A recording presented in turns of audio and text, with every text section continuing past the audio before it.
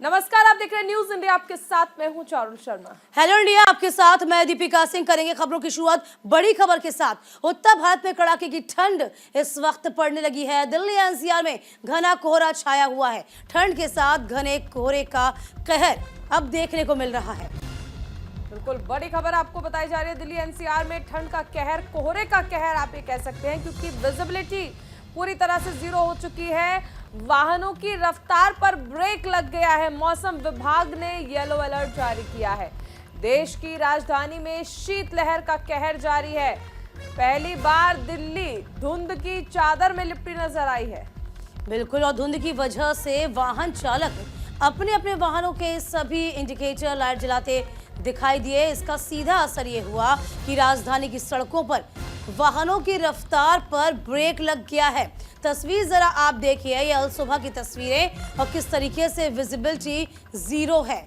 दिल्ली के कई इलाकों में सड़कों पर डिवाइडर तक नजर नहीं आ रहे। सड़क पर दोनों साइड का किनारा ठीक से भी नहीं दिख पा रहा। आने से वाहन चलाना और यूं कहें कि वाहन चलाने में काफी मशक्कत का सामना ड्राइवर्स को करना पड़ रहा है। दिल्ली एनसीआर में घना कोहरा छाया हुआ है। धुंध की वजह से विजिबिलिटी पूरी तरह से कम हो चुकी है और यहां तक कि जो लोग सुबह ऑफिस आ रहे हैं उन्हें भी तमाम समस्याओं का सामना करना पड़ रहा है।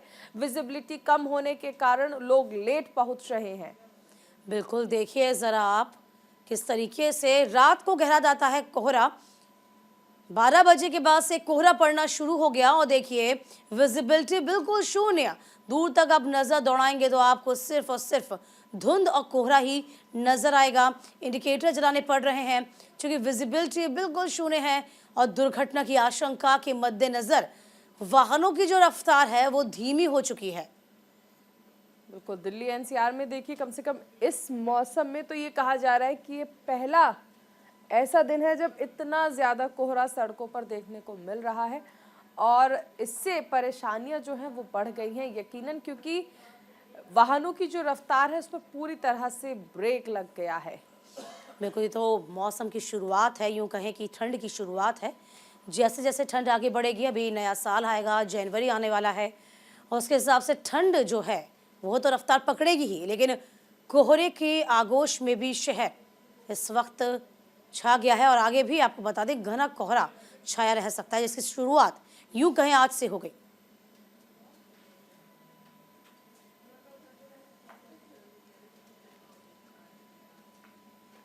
आगे बढ़ते चले एक बड़ी खबर सूत्रों के हवाले से। एक बड़ी खबर आ रही है। आज ईडी के सामने पेश नहीं होंगे लालू यादव। लालू ने स्वास्थ्य कारणों का हवाला दिया है। जमीन के बदले नौकरी मामले में पूछताछ होनी थी।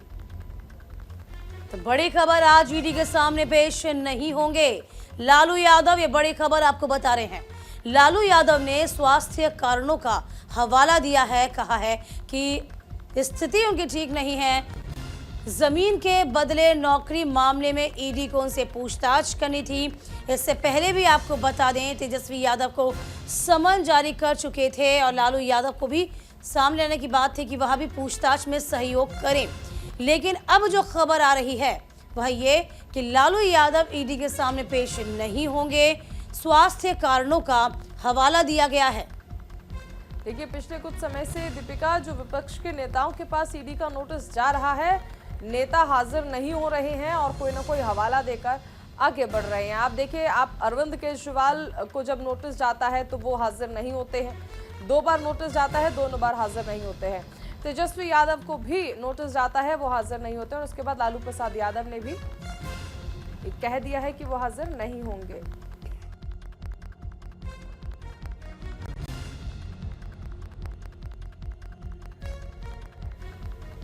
देखिए, लैंड फॉर जॉब का मामला, जिसमें जमीन के बदले में जॉब का मामला सामने आया था, इसी को लेकर लालू यादव न सिर्फ फंसे बल्कि उनका पूरा परिवार, जिसमें तेजस्वी यादव, उनकी धर्मपत्नी राबड़ी देवी, मीसा भारती, ये तमाम लोग निशाने पे कटघरे में खड़े हुए हैं। लगातार ईडी इनसे पूछताछ करने की कोशिश में है। 1 से 2 राउंड की पूछताछ हो चुकी है। हालांकि आगे भी पूछताछ के लिए ईडी लगातार समन जारी किए हुए है। तेजस्वी यादव को भी समन जारी किया हुआ था। इससे पहले भी तेजस्वी यादव नहीं पहुंचे थे और अब जो खबर ये कि लालू यादव भी अब ईडी के सामने पेश नहीं होंगे, क्योंकि स्वास्थ्य कारणों का हवाला दिया गया।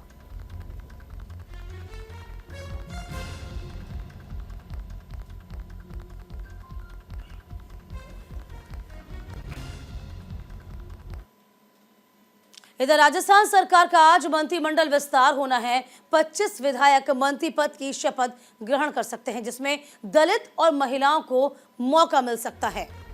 मंत्रिमंडल में युवा चेहरों को भी जगह दी जा सकती है। बड़ी खबर, राजस्थान सरकार का मंत्रिमंडल विस्तार आज होना है। 25 विधायक मंत्री पद की शपथ ले सकते हैं। तमाम समीकरणों को साधने की कोशिश देखिए इस मंत्रिमंडल विस्तार के जरिए की जाएगी। दलितों, महिलाओं और युवाओं को भी इसमें तरजीह दी जाएगी। युवा चेहरे जिन्हें तरजीह दी जाएगी, क्योंकि प्रधानमंत्री अक्सर कहते भी हैं कि मेरे लिए जाति के नाम पर महिलाएं हैं, युवा हैं। हालांकि वो जिक्र किसानों का भी करते हैं। यहाँ कुल मिलाकर कहा जाए तो आज जो मंत्रिमंडल विस्तार होना है उसमें युवा चेहरों को भी तरजीह दी जा सकती है। भजनलाल सरकार का मंत्रिमंडल विस्तार। बिल्कुल, देखिए सबसे पहले तो सीएम के चेहरे ही चौंकाने वाले थे। यदि हम कल मंत्रिमंडल जो कि मध्य प्रदेश में हुआ था, इससे पहले हुआ था, 2 दिन पहले मंत्रिमंडल का विस्तार हुआ था, तब ऐसे चेहरे सामने आए थे जो पहली बार विधायक बने और पहली बार उनको मंत्री बनाया गया। ठीक है, ऐसे ही यहाँ पर भी देखने को मिल सकता है। जिन पर कयास लगाए जा रहे हैं उनको शायद तरजीह ना दी जाए, नए चेहरों को मौका मिल सकता है। तो फिलहाल जो बड़ी खबर वो ये कि 25 विधायक आज शपथ ग्रहण करेंगे। जो खबरें छन की आ रही हैं वो ये हैं कि दलित और महिलाओं को इसमें मौका दिया जा सकता है। सबसे बड़ी बात यह है कि युवा चेहरों को आगे रखा जा सकता है। देखना ये होगा कि भजनलाल शर्मा का कैसा मंत्रिमंडल होगा, किस तरीके से उन मंत्रियों को जगह दी जाएगी। क्योंकि भजनलाल शर्मा का जब नाम सामने आया था, जब वसुंधरा राजे ने उनके नाम का ऐलान किया था, तब खुद वसुंधरा राजे भी चौंक गई थी कि भजनलाल शर्मा का नाम सामने है। तो देखिए, चौंकाने वाला मंत्रिमंडल भी हो सकता है। वो नए चेहरे भी हो सकते हैं जिनको पहली बार मौका मिले। देखिए, पहली बार जीत कर आए थे भजनलाल शर्मा और मुख्यमंत्री बने हैं। अब ऐसे में और ज्यादा इसकी संभावनाएं हैं कि भजनलाल सरकार में मंत्रिमंडल में आखिर कौन शामिल होगा। चलिए, ग्राफिक के जरिए भी आपको समझाएंगे किस तरीके से कौन कौन सा इसमें शामिल हो सकते हैं। सूची बता दें, डॉक्टर किरोड़ी लाल मीणा की है, जिसमें मदन दिलावर भी शामिल हो सकते हैं। ये संभावित मंत्री हैं जो कि शपथ ग्रहण कर सकते हैं।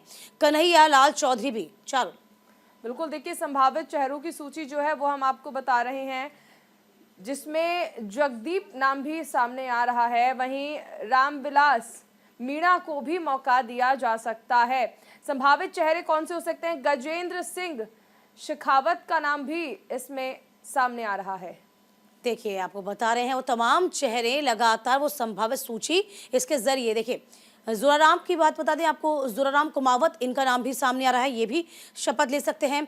इसके अलावा आपको बता रहे हैं कि विश्नोई, पन्नाराम विश्नोई का नाम भी सामने आ रहा है, ये इनको भी तरजीह दी जा सकती है। संजय शर्मा भी एक हो सकते हैं, ये संभावित सूची है जो कि न्यूज़ इंडिया अभी आपको बता रहा है। डॉक्टर किरोड़ी लाल मीणा, इनका नाम भी सामने आ सकता है। मदन दिलावर जो लगातार आपको जानकारी दे रहे हैं। देखिए, सामंजस्य बनाने की बात हम चारुल कह रहे हैं कि पूरा सामंजस्य यहाँ पर बनाया जा रहा है।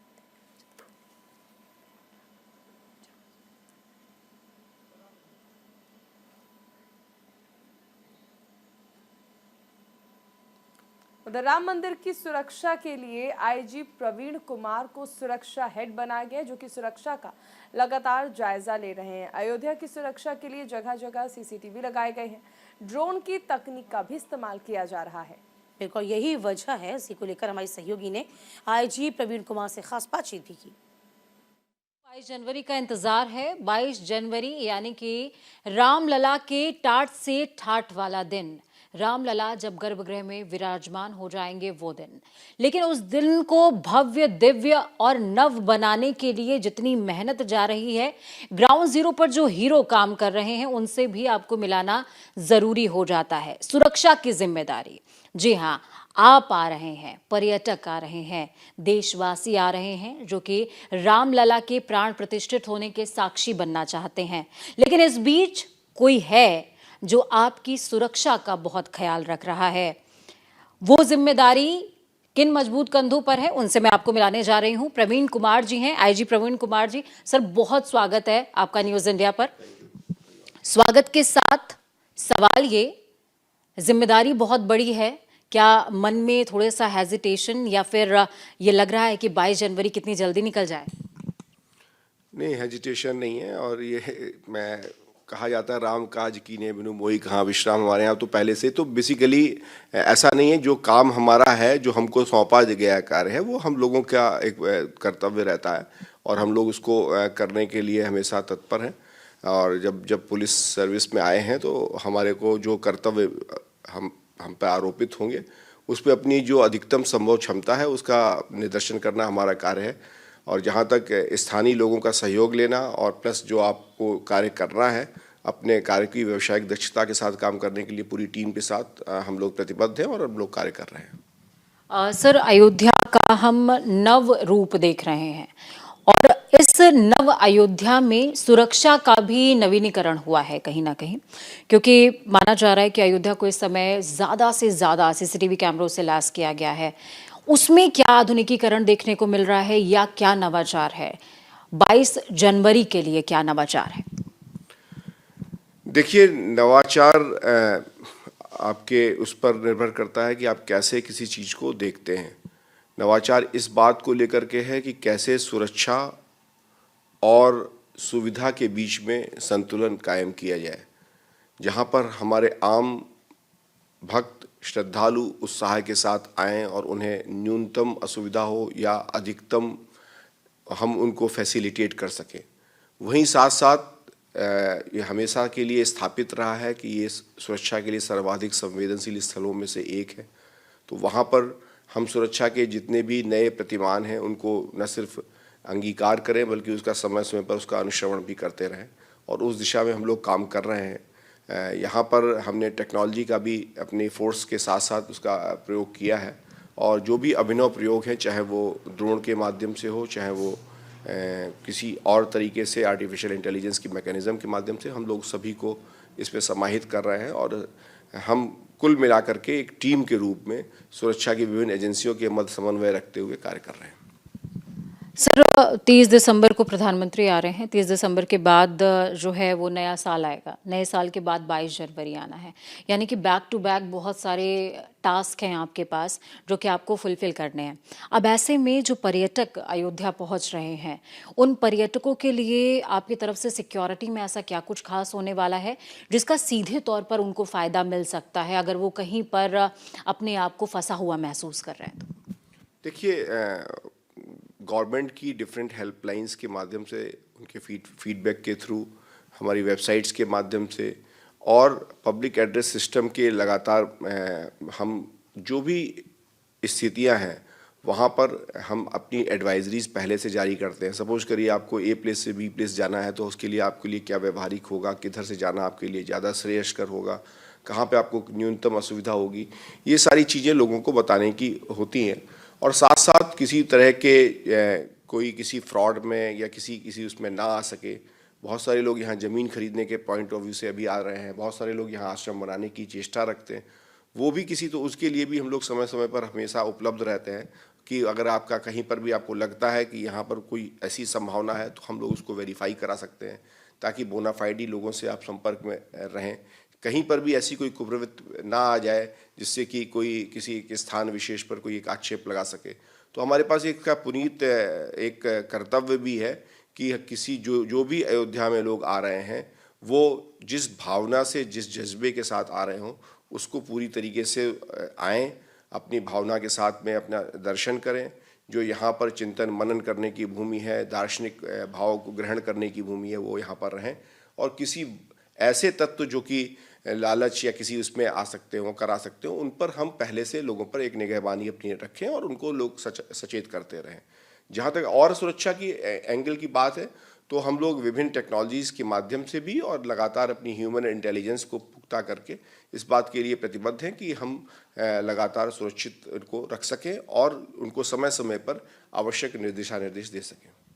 तो ये थे आईजी प्रवीण कुमार, जिनको आप सुन रहे थे। साफ तौर पर कहते नजर आए हैं कि अयोध्या में नव दिव्य भव्य पहले से ही विद्यमान है, जरूरत है उसको महसूस करने की, और हम प्रशासन के जरिए बस वही प्रयास कर रहे हैं कि आप जब अयोध्या आए तो उसके कण कण को महसूस कर सकें और आपकी और अयोध्या के बीच में कोई अवरोध ना रहे। कैमरा पर्सन भूषण के साथ मैं पूजा मोहन पांडे, अयोध्या। चलिए इस बीच एक बड़ी खबर, राम मंदिर के निर्माण का काम जोरों पर है। राम मंदिर धीरे धीरे भव्य रूप ले रहा है। राम जन्मभूमि न्यास समिति ने राम मंदिर के भव्य रूप की नई तस्वीर जारी की है। चलिए दिखाते हैं आपको तमाम नई तस्वीरें, जिसमें देखकर आपको लगेगा कि राम मंदिर की कलाकृतियां कितनी बेहतरीन हैं, नायाब हैं। राम मंदिर के भव्य रूप की ये नई तस्वीर सामने आई है। किस तरीके से रामनगरी अब सज रही है, रंग रोगन हो रहा है। और इसी के साथ साथ देखिए, प्रधानमंत्री जब आएंगे तब अयोध्या एयरपोर्ट का शुभारंभ किया जाएगा, उद्घाटन किया जाएगा। ये आधुनिक अयोध्या है और यूं कहें कि 550 साल की ये तपस्या, ये इंतजार जो अब खत्म हो रहा है।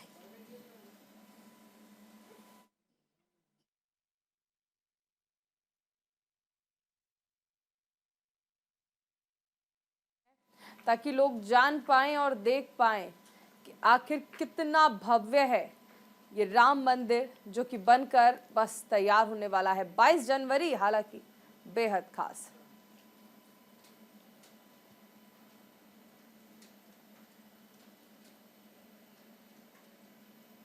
रामनगरी अयोध्या प्राण प्रतिष्ठा के लिए तैयार है। सज रही है राम की नगरी अयोध्या। राम मंदिर के भव्य स्वरूप की नई तस्वीर सामने आई, जो कि अद्भुत है, अद्वितीय है और अलौकिक है। राम मंदिर पीएम मोदी करेंगे, आपको बता दें एयरपोर्ट का भी उद्घाटन। इस बीच आपको बता दें कि आज से शीतकालीन 4 धाम यात्रा का आगाज होगा। उत्तराखंड में पहली बार शीतकालीन 4 धाम यात्रा सुबह 8 बजे से शुरू होगी। सुबह 8 बजे हरिद्वार से इसकी शुरुआत होगी। यमुना जी की शीतकालीन पूजा के साथ इस यात्रा की शुरुआत होगी। तो उत्तराखंड में पहली बार शीतकालीन 4 धाम यात्रा शुरुआत हो रही है।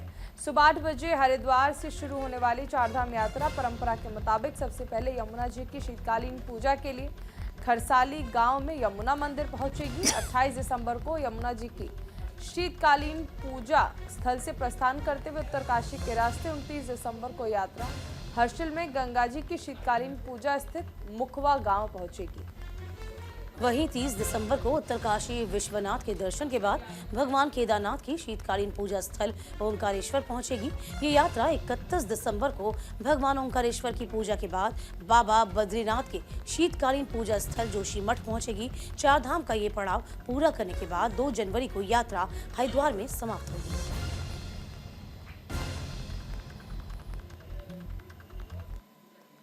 और इसी के साथ इस बुलेटिन में फिलहाल इतना ही। आप बने रहिए न्यूज़ इंडिया के साथ। नमस्कार।